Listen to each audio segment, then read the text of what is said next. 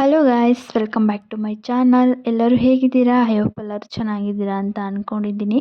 ಇವತ್ತಿನ ರೆಸಿಪಿ ಏನಂತ ನೀವು ಆಲ್ರೆಡಿ ನೋಡ್ತಾ ಇದ್ದೀರಾ. ಸೊ ದೋಸೆಗೆ ಒಂದೊಳ್ಳೆ ಚಿಕನ್ ಗ್ರೇವಿ ಮಾಡೋಣ. ಸೊ ನಾರ್ಮಲಾಗೆಲ್ಲ ಹೇಗೆ ಮಾಡ್ತಾರೆ ಹಾಗೆ ನಾನು ಮಾಡ್ತೀನಿ. ಈ ವಿಡಿಯೋನ ಕೊನೆವರೆಗೂ ನೋಡಿ, ಇಷ್ಟ ಆದರೆ ಲೈಕ್ ಮಾಡಿ, ಶೇರ್ ಮಾಡಿ, ಕಾಮೆಂಟ್ ಮಾಡಿ. ನಾನಿಲ್ಲಿ 1/2 kg ಚಿಕನ್ನ ಬಳಸ್ಕೊಂಡು ಗ್ರೇವಿ ಮಾಡ್ತಾ ಇರೋದು.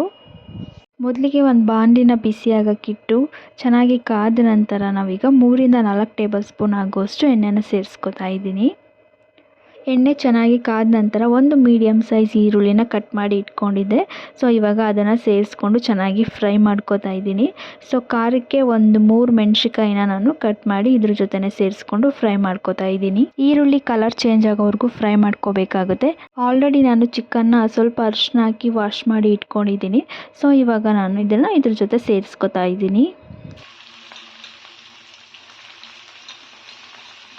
ಚಿಕನ್ ಇವಾಗ ಚೆನ್ನಾಗಿ ಒಂದ್ಸಲ ಫ್ರೈ ಮಾಡ್ಕೊಳ್ಳೋಣ. ಈ ಟೈಮಲ್ಲಿ ನಾನು ಸ್ವಲ್ಪ ಅರಿಶಿನ ಪುಡಿನ ಹಾಕೋತೀನಿ, ಯಾಕೆಂದರೆ ಚಿಕನ್ ಸ್ಮೆಲ್ ಹೋಗಬೇಕು. ಹಾಗೆ ಸ್ವಲ್ಪ ಸಾಲ್ಟ್ನು ಕೂಡ ಸೇರಿಸ್ಕೊತಾ ಇದ್ದೀನಿ. ಸೊ ಈ ಟೈಮಲ್ಲಿ ನಾವು ಸಾಲ್ಟ್ ಹಾಕೋದ್ರಿಂದ ಚಿಕನ್ಗೆ ಚೆನ್ನಾಗಿ ಉಪ್ಪು ಹಿಡಿಯುತ್ತೆ. ಹಾಗಾಗಿ ಎರಡನ್ನೂ ಹಾಕಾದ ನಂತರ ಇವಾಗ ಚೆನ್ನಾಗಿ ಮಿಕ್ಸ್ ಮಾಡ್ಕೊಳ್ಳೋಣ. ಚೆನ್ನಾಗಿ ಮಿಕ್ಸ್ ಮಾಡಿಕೊಂಡು ಚಿಕನ್ ಎಣ್ಣೆ ಬಿಟ್ಕೊಳ್ಳೋವರೆಗೂ ಕೂಡ ಚೆನ್ನಾಗಿ ಫ್ರೈ ಮಾಡ್ಕೊಳ್ಳೋಣ. ಸೊ ಇವಾಗ ನಾನು ಒಂದು 5 ನಿಮಿಷ ಲಿಡ್ ಕ್ಲೋಸ್ ಮಾಡಿ ಬಿಡ್ತೀನಿ. ನೀವು ನೋಡ್ಬೋದು ಅದೆಷ್ಟು ಚೆನ್ನಾಗಿ ನೀರಿನ್ನ ಇದೆ ಚಿಕನಲ್ಲಿ, ಹಾಗಾಗಿ ಚೆನ್ನಾಗಿ ಕುದೀತಾ ಇದೆ.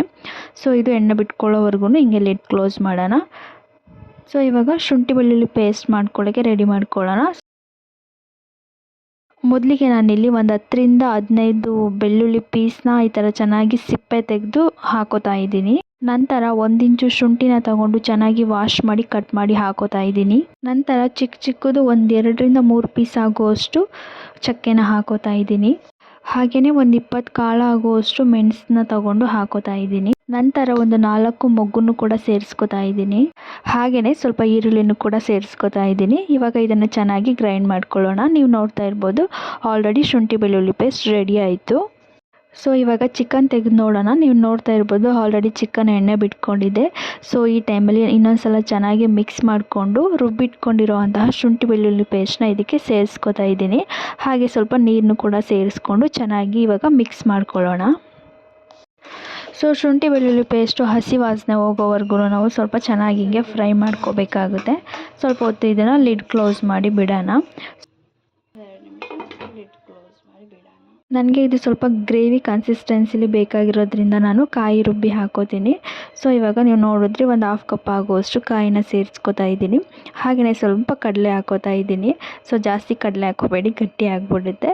ನಂತರ ಇದಕ್ಕೆ ಒಂದು 1/2 ಟೇಬಲ್ ಸ್ಪೂನ್ ಆಗುವಷ್ಟು ಗಸಗಸೆನ ಸೇರಿಸ್ಕೊತಾ ಇದ್ದೀನಿ. ಹಾಗೆಯೇ ಸ್ವಲ್ಪ ಕೊತ್ತಂಬರಿ ಸೊಪ್ಪನ್ನ ಸೇರಿಸ್ಕೊಂಡು ಗ್ರೈಂಡ್ ಮಾಡಿಕೊಂಡ್ರೆ ಆಯಿತು. ಇದು ಮಸಾಲೆ ರೆಡಿಯಾಗಿ ಹೋಗ್ಬಿಡುತ್ತೆ. ಇವಾಗ ಶುಂಠಿ ಬೆಳ್ಳುಳ್ಳಿ ಪೇಸ್ಟ್ ಎಲ್ಲ ಚೆನ್ನಾಗಿ ಹಸಿ ವಾಸನೆ ಹೋಗಿದೆ, ನೀವು ನೋಡ್ತಾ ಇರ್ಬೋದು.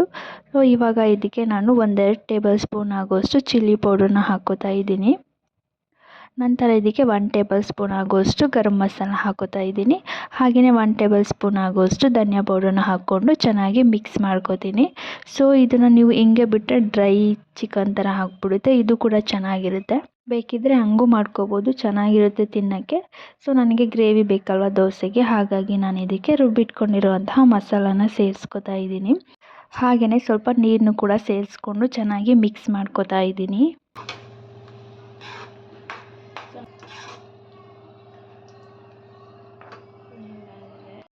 ಇವಾಗ ಇದಕ್ಕೆ ನಾನು ಸ್ವಲ್ಪ ನೀರನ್ನು ಕೂಡ ಸೇರಿಸ್ಕೊತಾ ಇದ್ದೀನಿ. ಸೊ ಇದಕ್ಕೆ ನೀರು ಸೇರಿಸ್ಕೊಂಡು ಒಂದು 5 ನಿಮಿಷ ನಾವು ಬಾಯ್ಲ್ ಆಗೋಕ್ಕೆ ಬಿಟ್ಟರೆ ಸಾಕು, ಚಿಕನ್ ಗ್ರೇವಿ ರೆಡಿ ಆಗಿಬಿಡುತ್ತೆ. ಸೊ ಫೈನಲ್ ಸ್ಟೆಪ್ ನಾನಿವಾಗ ಸ್ವಲ್ಪ ಪುದೀನ ಸೊಪ್ಪನ್ನ ಹಾಕೋತಾ ಇದ್ದೀನಿ. ಸ್ವಲ್ಪ ಇನ್ನೂ ಜಾಸ್ತಿನೇ ಹಾಕೋತಾ ಇದ್ದೀನಿ. ಸೊ ಲಾಸ್ಟಲ್ಲಿ ಹಾಕೋದ್ರಿಂದ ಟೇಸ್ಟ್ ಕೂಡ ಚೆನ್ನಾಗಿರುತ್ತೆ, ಫ್ಲೇವರ್ ಕೂಡ ಚೆನ್ನಾಗಿರುತ್ತೆ. ಹಾಗಾಗಿ ಸೊ ನೀವು ನೋಡ್ತಾ ಇರ್ಬೋದು ಚಿಕನ್ ಗ್ರೇವಿ ಎಷ್ಟು ಚೆನ್ನಾಗಿ ರೆಡಿಯಾಗಿದೆ ಅಂತ. ಸೊ ಇದನ್ನು ಒಂದು 5 ನಿಮಿಷ ನಾವು ಲೋ ಫ್ಲೇಮಲ್ಲಿ ಬಿಟ್ಟರೆ ಆಯಿತು, ಚಿಕನ್ ಗ್ರೇವಿ ರೆಡಿ ಆಗುತ್ತೆ.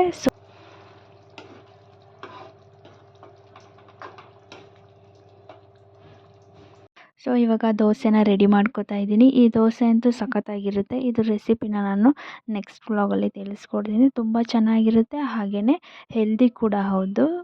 ನಾರ್ಮಲಾಗಿ ಅಕ್ಕಿ ದೋಸೆ ಮಾಡ್ಕೊಳ್ಳೋದಕ್ಕಿಂತ ಈ ಥರ ದೋಸೆ ಮಾಡ್ಕೊಂಡು ತಿಂದರೆ ಚೆನ್ನಾಗಿರುತ್ತೆ.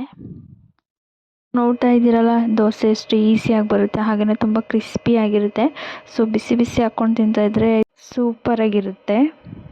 ಸೊ ಇವಾಗ ಇದನ್ನು ಒಂದು ಪ್ಲೇಟ್ಗೆ ಸರ್ವ್ ಮಾಡ್ಕೋತಾ ಇದ್ದೀನಿ. ಸೊ ಇಷ್ಟೇ ಇವತ್ತಿನ ವಿಡಿಯೋ. ಈ ರೆಸಿಪಿನ ನೀವು ನಿಮ್ಮ ಮನೇಲಿ ಒಂದ್ಸಲ ಟ್ರೈ ಮಾಡಿ ಹೇಗಿತ್ತು ಅಂತ ತಿಳಿಸ್ಕೊಡಿ.